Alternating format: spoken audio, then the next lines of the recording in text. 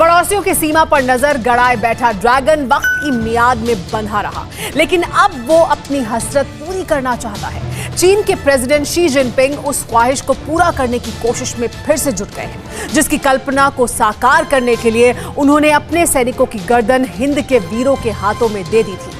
चौंकाने वाली खबर यह है कि जिस गलवान में पिछले साल हिंसक झड़प हुई, जहां बर्फ पड़ते ही रेड आर्मी ने सरेंडर कर मैदान की गलवान घाटी में जून 2020 में चीनी सेना के साथ हुई भारतीय वीरों की हिंसक झड़प के बाद से अब तक एलएसी पर एक असहज शांति छाई हुई थी। लेकिन अब इसी असहज शांति को चीन के जनरल वांग काई ने तोड़ने की तैयारी कर ली है। भारत और चीन की सीमा पर अब भी कई ऐसे पॉइंट्स हैं जहां दोनों सेनाएं एक दूसरे के सामने डटी हुई हैं और चीन का प्लान इन्हीं हालातों का फायदा उठाकर आगे बढ़ने का है। पिछले साल ठंड की शुरुआत में पैंगोंग झील के दक्षिणी किनारे पर भारतीय सेना को एक अहम रणनीतिक बढ़त मिली थी।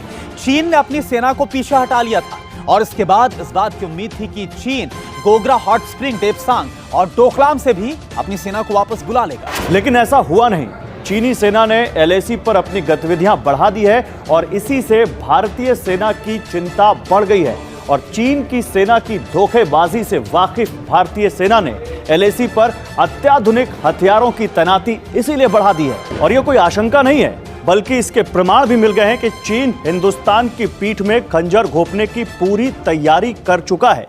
लेकिन हिंदुस्तान को अपने दुश्मनों की हिमाकतों का अच्छा खासा अनुभव है और इसीलिए चीन अपनी चाल में कामयाब नहीं होगा। हिंदुस्तान के खिलाफ रची गई चीन की साजिश में तैयारियों का मुहाना देखिए, जिससे आपको हर आशंका सच में बदलती नजर आएगी।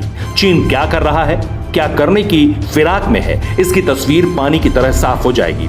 समझिए लद्दाख की विवादित सीमा पर जारी तैयारी का इशारा। भारत ने K9 सेल्फ प्रोपेल्ड हॉवित्जर तोप लद्दाख में तैनात की थी।